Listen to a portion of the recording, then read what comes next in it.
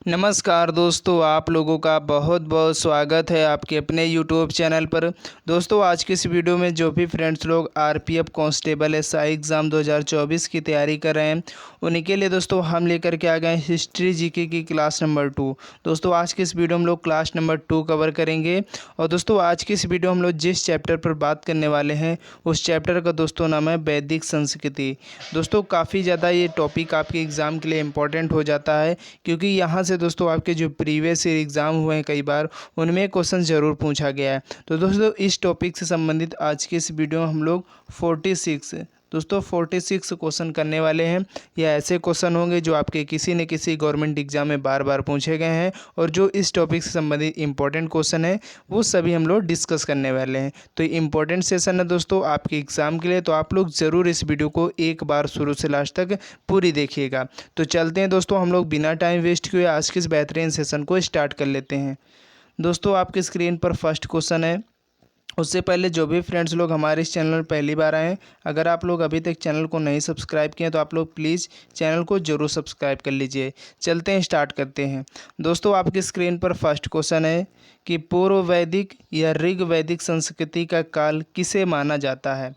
यानी दोस्तों, पहली बात तो अगर बात करें आपका जो वैदिक काल है, दोस्तों आपको यहाँ पर नोट करना कुछ पॉइंट्स हैं।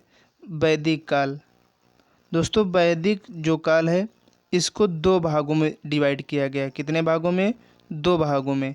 दोस्तों, पहला भाग है, इसको किस नाम से जानते हैं? ऋग वैदिक काल, जो आपके क्वेश्चन में पूछा गया है। ठीक है, तो ये आपको याद रखना। वैदिक काल के दो भाग हैं, पहला है ऋग वैदिक काल, और आपका दोस्तों दूसरा याद रखना है वह है उत्तर वैदिक काल। क्या है? उत्तर वैदिक काल, क्योंकि दोस्तों ये पूछा जाता है आपके एग्ज़ाम में, तो आपको याद रखना है।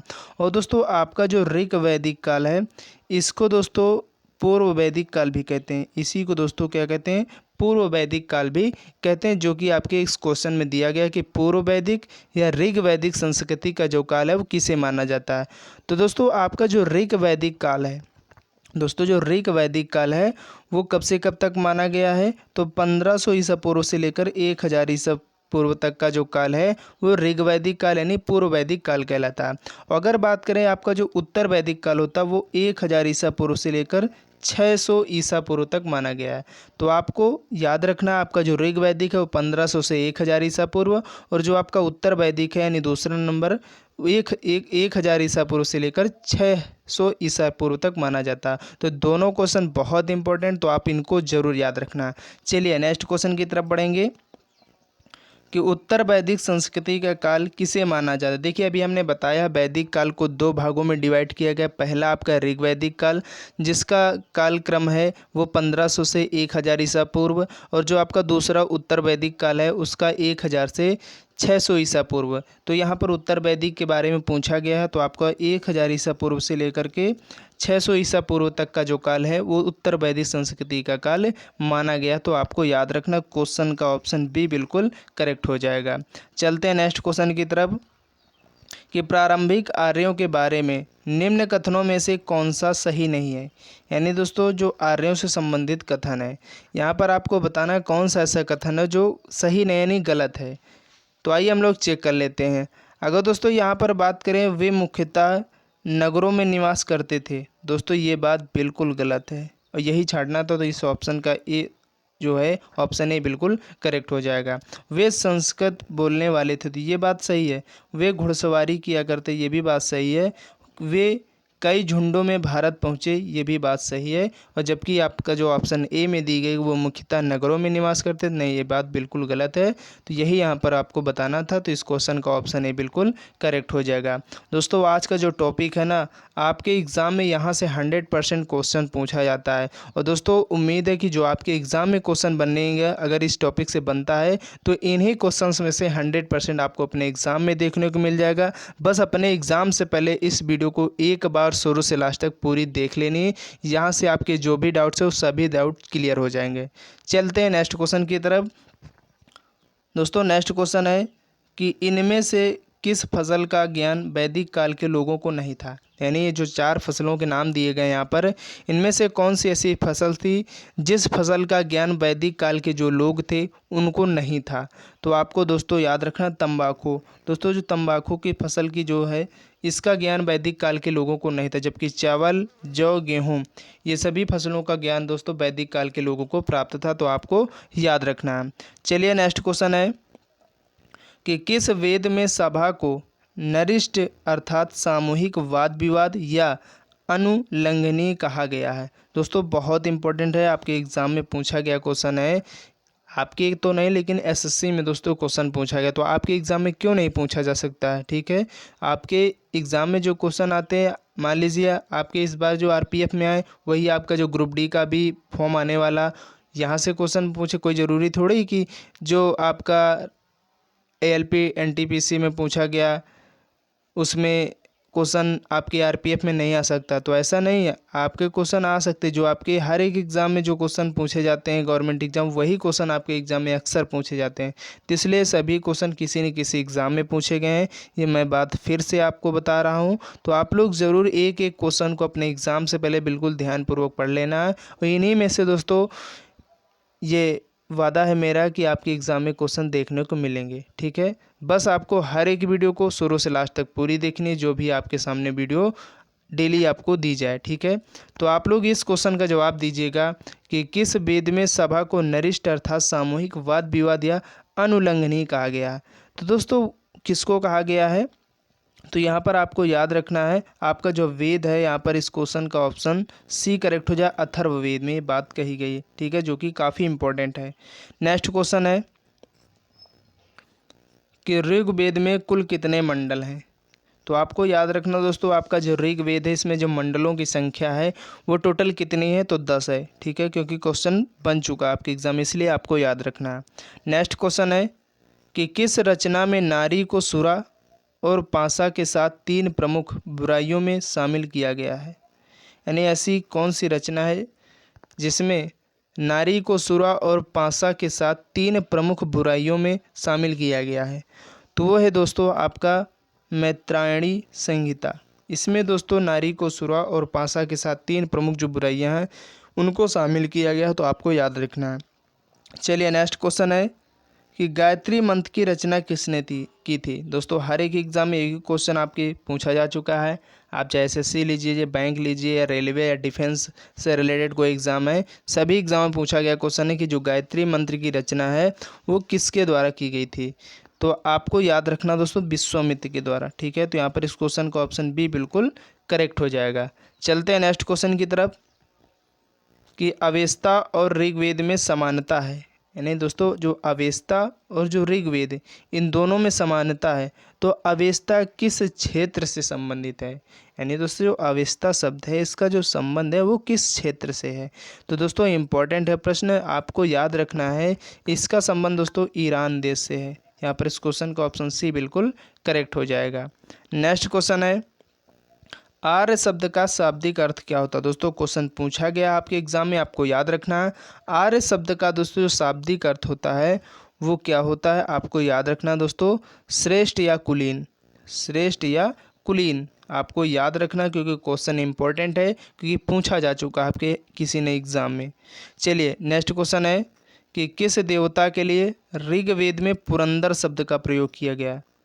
तो आपको याद रखना दोस्तों ऐसे कौन से देवता हैं जिनके लिए ऋग्वेद में पुरंदर शब्द का प्रयोग किया गया है। तो आपको याद रखना दोस्तों वो है आपके इंद्र भगवान के लिए जो पुरंदर शब्द का प्रयोग है वह ऋग्वेद में किया गया है। ये बात भी आपको याद रखना है। चलिए इसके बाद अगला क्वेश्चन है कि शुल्ब सूत्र किस विषय से संबंधित पुस्तक है। यानी दोस्तों शुल्ब सूत्र एक पुस्तक है, तो इसका संबंध जो है दोस्तों किस विषय से है। तो आपको याद रखना दोस्तों जो शुल्ब सूत्र पुस्तक है इसका जो संबंध है वो दोस्तों ज्यामिति से, ज्योमेट्री से। ठीक है, इसमें यानी ज्यामिति के बारे में बताया गया है, तो इस बात को आपको याद रखना है। चलिए नेक्स्ट क्वेश्चन है कि असतो मा सद्गमय कहाँ से लिया गया। दोस्तों बहुत बार आपके हर एक एग्ज़ाम में भी क्वेश्चन पूछा जा चुका है, रिपीट हुआ प्रीवियस ईयर एग्ज़ाम में। तो आपको याद रखना है आपके एग्ज़ाम में भी पूछा जा सकता है कि जो असतो मा सद्गमय ये कहाँ से लिया गया है। तो आपको दोस्तों याद रखना ये ऋग्वेद से ही लिया गया है। ठीक है, तो क्वेश्चन का ऑप्शन ए बिल्कुल करेक्ट हो जाएगा। नेक्स्ट क्वेश्चन है, किस वेद में जादुई माया और वशीकरण का वर्णन किया गया है? यानी ऐसा कौन सा वेद है जिसमें जादुई टोना, माया और वशीकरण के बारे में उल्लेख किया गया है? तो दोस्तों वह है आपका कौन सा वेद? अथर्ववेद। दोस्तों इसमें जादुई माया, वशीकरण जैसे संबंधी जो बातें हैं इनका जो उल्लेख है ये अथर्ववेद में मिलता है। तो आपको याद रखना क्योंकि क्वेश्चन पूछा गया है। चलिए नेक्स्ट क्वेश्चन है, ऋग्वेद में सबसे पवित्र नदी किसे माना गया है? यानी दोस्तों आपकी जो ऋग्वेद में सबसे पवित्र नदी मानी गई है वो कौन सी नदी है? तो दोस्तों वो है आपकी कौन सी नदी? तो आपको याद रखना आपकी सरस्वती नदी को दोस्तों ऋग्वेद में सबसे पवित्र नदी माना गया। तो इस बात को आपको बिल्कुल याद रखना है। नेक्स्ट क्वेश्चन है कि तीन क्रमों यानी पगों में तीनों लोगों को माप लेने के कारण किसे उपक्रम कहा गया है? यानी दोस्तों जो तीन क्रम थे उनमें जो तीनों लोगों को माप लेने का जो कारण है वो किस जो लेने के कारण से किसे उपक्रम कहा गया है? तो दोस्तों ये जो शब्द दिया गया किसको कहा गया है इस नाम से? तो आपको याद रखना विष्णु भगवान को। ठीक है, चलिए नेक्स्ट क्वेश्चन है कि पुराणों की संख्या कितनी है? आपको मालूम भी होगा दोस्तों जो पुराणों की संख्या है वो कितनी है? तो दोस्तों पुराणों की जो संख्या है वो 18 है, आपको मालूम भी होगी क्योंकि आपके एग्जाम में क्वेश्चन पूछा जाता है। चलिए नेक्स्ट क्वेश्चन है कि वैदिक धर्म का मुख्य लक्षण इनमें से किसकी उपासना था? यानी दोस्तों जो वैदिक धर्म का जो मुख्य लक्षण था तो इनमें से किसकी उपासना का था? तो आपको याद रखना दोस्तों पशुपति। किसकी? अगर दोस्तों जो वैदिक धर्म का मुख्य लक्षण है इनमें से जो किसकी उपासना था तो ये आपको याद रखना दोस्तों प्रकृति। पशुपति नहीं दोस्तों, प्रकृति होगा। ठीक है, तो आपको याद रखना। चलिए नेक्स्ट क्वेश्चन है, निम्नलिखित में वह दस्तकारी कौन सी है जो आय द्वारा व्यवहार में नहीं लाई गई थी? यानी दोस्तों ऐसी कौन सी दस्तकारी है जो आय द्वारा व्यवहार में नहीं लाई गई थी? इम्पोर्टेंट है दोस्तों, आपको याद रखना है वो कौन सी दस्तकारी है। तो दोस्तों वो है आपकी लुहारगिरी। यानी जो लुहार की दस्तकारी है एक ऐसी दस्तकारी से जिसको आय के द्वारा व्यवहार में नहीं लाया गया था। तो इस बात को आपको याद रखना है। नेक्स्ट क्वेश्चन है कि आदि काव्य की संज्ञा किसे दी जाती है? यानी दोस्तों जो आदि काव्य की संज्ञा दी गई है किसको दी गई है? गीता को, महाभारत को, भगवत पुराण को या रामायण को? तो दोस्तों ये जो संज्ञा दी गई है रामायण को। ठीक है, तो आपको याद रखना है। चलिए नेक्स्ट क्वेश्चन की तरफ बढ़ेंगे कि निम्नलिखित में से कौन मूलतः जल या समुद्र का देवता था? तो आपको मालूम होगा दोस्तों जल या जो समुद्र का देवता माना जाता है वो किसको माना गया है? तो आपको दोस्तों याद रखना है वरुण भगवान को। ठीक है, तो इस क्वेश्चन का ऑप्शन ए बिल्कुल करेक्ट हो जाएगा। नेक्स्ट क्वेश्चन है कि पतंजलि कौन था? दोस्तों ये भी क्वेश्चन आपकी एग्जाम की दृष्टि से बहुत इंपॉर्टेंट है कि जो पतंजलि आप लोग अभिन्न नाम सुनते हो लेकिन पतंजलि आखिर कौन था? तो आपको दोस्तों याद रखना है पाणिनि के संस्कृत व्याकरण अष्टाध्यायी का एक टीकाकार था। यानी पहली बात तो दोस्तों अष्टाध्यायी रचना किसकी? पाणिनि की है। और दोस्तों जो पाणिनि है ये इनकी एक संस्कृत व्याकरण के बारे में अष्टाध्यायी में बात कही गई है। यानी दोस्तों अष्टाध्यायी पुस्तक है, रचना है, ये पाणिनि की है। इसमें दोस्तों संस्कृत के व्याकरण के बारे में व्याख्या की गई है। तो ये एक टीकाकार थे, जो पाणिनि थे दोस्तों ये टीकाकार थे। तो इस बात को आपको याद रखना है। तो आपको याद रखना। चलिए नेक्स्ट क्वेश्चन की तरफ बढ़ेंगे कि उत्तर वैदिक काल के वेद विरोधी और ब्राह्मण विरोधी धार्मिक अध्यापकों को किस नाम से जाना जाता था? यानी जो अध्यापक ब्राह्मणों को विरोध करते थे और वेदों का विरोध करते थे उन अध्यापकों को कौन से नाम से जानते थे उत्तर वैदिक काल में? तो दोस्तों उनको जो संज्ञा प्राप्त हुई थी नाम की तो दोस्तों उन्हें श्रमण कहा जाता था। क्या कहा जाता था? श्रमण। तो आपको याद रखना है। नेक्स्ट क्वेश्चन है कि भारत के किस स्थल की खुदाई से लौह धातु के प्रचलन के प्राचीनतम प्रमाण मिले हैं? यानी दोस्तों ऐसा कौन सा भारत का स्थल है जहाँ से खुदाई के दौरान लौह धातु के जो प्रचलन से प्राचीनतम प्रमाण मिले हैं? तो वो कौन सा स्थान है? तो दोस्तों वो है अतरंजी खेड़ा। कौन स्थान का क्या नाम है दोस्तों? अतरंजी खेड़ा। तो आपको याद रखना, क्वेश्चन इंपॉर्टेंट है। चलिए नेक्स्ट क्वेश्चन है कि कौन सा वेद अंशतः गद्य रूप में भी रचित है? यानी दोस्तों ऐसा कौन सा वेद है जिसकी रचना गद्य रूप में भी की गई है?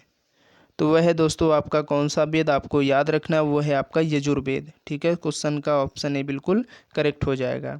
नेक्स्ट क्वेश्चन है कि सभा और समिति प्रजापति की दो पुत्रियां थी, यानी प्रजापति की दो पुत्रियां सभा और समिति थी। तो इनका जो उल्लेख है किस वेद में मिलता है?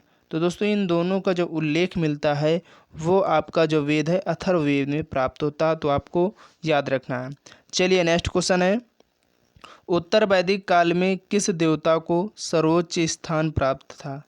यानी दोस्तों उत्तर वैदिक काल में जो सर्वोच्च स्थान दिया गया था वो किस देवता को दिया गया था? तो आपको दोस्तों याद रखना प्रजापति को। ठीक है, क्वेश्चन का ऑप्शन सी बिल्कुल करेक्ट हो जाएगा। नेक्स्ट क्वेश्चन है कि किस वेद में प्राचीन वैदिक युग की संस्कृति के बारे में सूचना दी गई है? यानी ऐसा कौन सा वेद है दोस्तों जिसमें पुराने वैदिक युग की जो संस्कृति है, नेचर है, उसके बारे में सूचना प्रदान की गई है? तो वह है दोस्तों आपका ऋग्वेद। यहाँ पर ऑप्शन डी बिल्कुल करेक्ट हो जाएगा। चलिए नेक्स्ट क्वेश्चन है कि ऋग वैदिक युग की प्राचीनतम संस्था कौन थी? यानी दोस्तों जो ऋग वैदिक काल की जो सबसे पुरानी संस्था थी वो कौन थी? तो दोस्तों सबसे जो पुरानी संस्था मानी गई है वो विदथ थी। कौन थी? विदथ, क्योंकि क्वेश्चन पूछा गया है, आपको याद रखना है। चलिए नेक्स्ट क्वेश्चन है, ब्राह्मण ग्रंथों में सर्वाधिक प्राचीन कौन है? तो दोस्तों जो ब्राह्मण ग्रंथ हैं उनमें से जो सबसे पुराना ग्रंथ है ब्राह्मणों का वो कौन सा ग्रंथ है? तो दोस्तों वो है आपका शतपथ ब्राह्मण। जो शतपथ ब्राह्मण है, शतपथ ब्राह्मण जो ग्रंथ है ब्राह्मणों का, ये सबसे पुराना ग्रंथ है। तो आपको इस बात को याद रखना है। नेक्स्ट क्वेश्चन है कि आर्यों के आर्कटिक होम सिद्धांत का पक्ष किसने लिया था? यानी दोस्तों जो आर्यों का आर्कटिक होम सिद्धांत था इसका जो पक्ष है वो किसके द्वारा लिया गया था? तो दोस्तों बाल गंगाधर तिलक यानी बीजी तिलक के द्वारा। तो क्वेश्चन का ऑप्शन बी बिल्कुल करेक्ट हो जाएगा। तो आपको याद रखना है। इसके बाद नेक्स्ट क्वेश्चन है कि संस्कारों की कुल संख्या कितनी है? यानी दोस्तों संस्कार होते हैं, इनकी जो संख्या होती है वो कितनी होती है? तो आपको याद रखना दोस्तों 16 होती है। कितने? 16। चलिए नेक्स्ट क्वेश्चन है कि ऋग्वेद का कौन सा मंडल पूर्णतः सोम को समर्पित है? दोस्तों बहुत इंपॉर्टेंट प्रश्न है, आपको याद रखना दोस्तों कौन सा ऐसा मंडल जो पूरी तरीके से सोम को समर्पित है? कौन से वेद का? ऋग्वेद का। ऋग्वेद का दोस्तों कौन सा मंडल है जो पूर्णतः सोम को समर्पित है? तो वो है दोस्तों 9वां मंडल। ठीक है, तो आपको याद रखना है। नेक्स्ट क्वेश्चन है कि प्रसिद्ध 10 राजाओं का युद्ध, 10 राज युद्ध किस तट पर यानी किस नदी के तट पर लड़ा गया था? ये आपको बताना है। क्वेश्चन इंपॉर्टेंट है दोस्तों, आपको याद रखना है कि जो फेमस 10 राजाओं का युद्ध है जिसे 10 राज युद्ध कहा जाता है, तो ये कौन सी नदी के तट पर लड़ा गया था? तो आपको दोस्तों याद रखना ये आपकी जो परशुनी नदी है इसी के तट पर लड़ा गया था, जिसे 10 राज युद्ध भी कहते हैं। तो आपको याद रखना है। नेक्स्ट क्वेश्चन है कि गोत्र व्यवस्था प्रचलन में कब आई? यानी दोस्तों आपकी जो गोत्र व्यवस्था है इसका जो प्रचलन हुआ किस काल से हुई है? तो आपको दोस्तों याद रखना इसका जो प्रचलन है वो उत्तर वैदिक काल से माना गया। तो ऑप्शन बी बिल्कुल करेक्ट हो जाएगा। नेक्स्ट क्वेश्चन है कि भारत के राज्य चिन्ह में प्रयुक्त होने वाले शब्द सत्यमेव जयते किस उपनिषद से लिए गए हैं? यानी दोस्तों आपका जो भारत का राज्य चिन्ह है सत्यमेव जयते, ये किस उपनिषद से लिया गया है? तो आपके एग्ज़ाम में पूछा जाता है क्वेश्चन बहुत बार। तो आपको याद रखना जो आपका मुंडक उपनिषद है यहाँ से दोस्तों ये लिया गया है। काफ़ी इंपॉर्टेंट प्रश्न है आपके एग्ज़ाम के लिए, तो आपको ज़रूर याद रखना है। नेक्स्ट क्वेश्चन है कि ऋग वैदिक आर्यों का मुख्य व्यवसाय क्या था? तो दोस्तों जो ऋग वैदिक आर्यों का मुख्य व्यवसाय था वो दोस्तों क्या था? आपको याद रखना है पशुपालन। क्या था? पशुपालन। ठीक है, चलिए नेक्स्ट क्वेश्चन है कि 800 ईसा पूर्व से 600 ईसा पूर्व का काल किस युग से जुड़ा है? तो दोस्तों जो 800 ईसा पूर्व से लेकर 600 ईसा पूर्व का काल है ये दोस्तों जो माना जाता है किस युग का काल माना जाता है, यानी किस युग से जुड़ा हुआ है, तो दोस्तों इसका संबंध ब्राह्मण युग से है। ठीक है, तो आपको याद रखना है। नेक्स्ट क्वेश्चन है कि चरक संहिता नामक पुस्तक किस विषय से संबंधित है। दोस्तों बहुत बार क्वेश्चन पूछा गया और इम्पोर्टेंट है कि जो चरक संहिता पुस्तक है, इस पुस्तक का जो संबंध है वो किस विषय से है, ये बहुत बार पूछा गया है। तो आपको याद रखना दोस्तों, इसका जो संबंध है चिकित्सा से। किससे दोस्तों?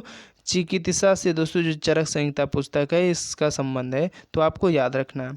चलिए नेक्स्ट क्वेश्चन है कि प्रथम विधि निर्माता कौन है, यानी दोस्तों विधि का जो निर्माण करने वाले प्रथम व्यक्ति हैं वो कौन है, तो दोस्तों मनु। ठीक है, मनु और शतरूपा के कारण ही दोस्तों आज जो सृष्टि आपको देखने को मिलती है वो ये दोनों प्राणियों की वजह से ही जो सृष्टि का सृजन हुआ है। ठीक है, तो आपको याद रखना है। चलिए नेक्स्ट क्वेश्चन है व्रीहि शब्द किसके लिए प्रयुक्त हुआ है। दोस्तों क्वेश्चन पूछा गया आपके एग्जाम में, तो आपको याद रखना दोस्तों जो व्रीहि शब्द का मतलब होता है, इसका मतलब दोस्तों चावल के लिए प्रयोग किया गया है। ठीक है, तो आपको याद रखना। नेक्स्ट क्वेश्चन है कि गायत्री मंत्र देवी संवृत को संबोधित है। गायत्री मंत्र किसको संबोधित है, तो देवी संवृत को। आपको याद रखना। ये किस पुस्तक में मिलता है, तो दोस्तों गायत्री मंत्र का जो उल्लेख है ये किस पुस्तक में मिलता है, आपको याद रखना है, क्योंकि काफ़ी इंपॉर्टेंट प्रश्न है ये दोस्तों, ऋग्वेद में प्राप्त होता है। ठीक है, चलिए नेक्स्ट क्वेश्चन है सबसे प्राचीन वेद कौन सा। दोस्तों ये भी क्वेश्चन आपके हर एक छोटे से बड़े एग्जाम में पूछा गया है कि जो सबसे प्राचीन वेद है वो कौन सा, आपको मालूम भी होगा आपका कौन सा वेद है, आप लोग बताइएगा, तो आपका ऋग्वेद हो जाएगा। चलिए इसके बाद अगला क्वेश्चन है प्राचीनतम विवाह संस्कार का वर्णन करने वाला विवाह सूक्त किस में पाया जाता है, यानी किस वेद में दोस्तों ये जो विवाह सूक्त है शब्द ये पाया जाता है, आपको बताना है। तो दोस्तों जो विवाह संस्कार संबंधी दोस्तों जिस प्रकार के वर्णनों का जो उल्लेख है, जो कार्यक्रम आज के इस युग में होते हैं, यानी विवाह से संबंधित जो भी, तो इनका जो वर्णन है वो किस वेद में पाया जाता है, तो आपको याद रखना दोस्तों ऋग्वेद में पाया जाता है। ठीक है, चलिए नेक्स्ट क्वेश्चन है कि निम्न में से कौन सी स्मृति प्राचीनतम है। इनमें से आपको बताना कौन सी स्मृति दोस्तों सबसे पुरानी है, तो वह है आपके दोस्तों मनु स्मृति। ठीक है, क्वेश्चन का ऑप्शन सी बिल्कुल करेक्ट हो जाएगा। नेक्स्ट क्वेश्चन है दोस्तों, और आज की इस वीडियो का लास्ट क्वेश्चन है 46 कि आरंभिक वैदिक साहित्य में सर्वाधिक वर्णित नदी कौन थी, यानी दोस्तों जो आरंभिक वैदिक साहित्य था उस समय जो सर्वाधिक वर्णित नदी मानी गई है वो कौन सी नदी, तो दोस्तों वो है आपकी सिंधु नदी। ऑप्शन ए बिल्कुल करेक्ट हो जाएगा। उम्मीद है दोस्तों इस टॉपिक से जितने भी इंपॉर्टेंट और सिलेक्टेड क्वेश्चन थे वो सभी हम लोगों ने कवर कर लिए हैं, तो आप लोग ज़रूर वीडियो को लाइक कर देना और ज़्यादा से ज़्यादा अपने फ्रेंड्स तक इस वीडियो को लगातार शेयर कर देना, क्योंकि काफ़ी ज़्यादा इंपॉर्टेंट ये टॉपिक है आपके एग्ज़ाम के लिए, यहाँ से क्वेश्चन पूछा ही जाता है।